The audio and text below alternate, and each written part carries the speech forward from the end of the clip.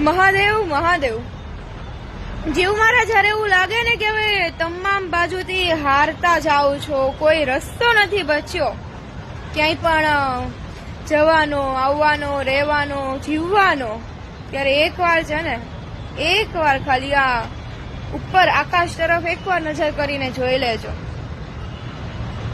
પછી સમજાશે તમને.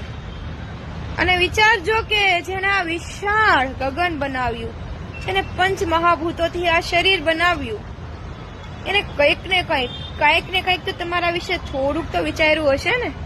આમનામ તો તમને આ મનુષ્ય અવતાર નહીં આપી દીધો હોય, આમનામ તો તમને આ પૃથ્વી ઉપર કોઈ પણ કારણ વગર તો નહીં જ મોકલી દીધા હોય ને. કંઈક તો વિચાર કર્યો જ હશે ને કે આ વ્યક્તિને મારે શું કરવું, એના જીવનમાં એને કઈ વસ્તુ આપવી, કઈ ના આપવી. અને જીવનમાં દુઃખો આવે છે તો એ તમારું કર્મ છે, આજનું નહીં, કાલનું નહીં, જે જતા રહ્યા છે જન્મો જન્મના જે કર્મો છે ને, એ કર્મનું ફળ પણ મળતું હોય છે.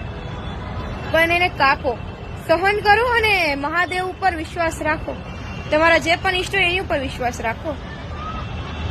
દુઃખ જતું રહેશે અને સુખ જરૂર આવશે. બાકી બોલો મહાદેવ મહાદેવ.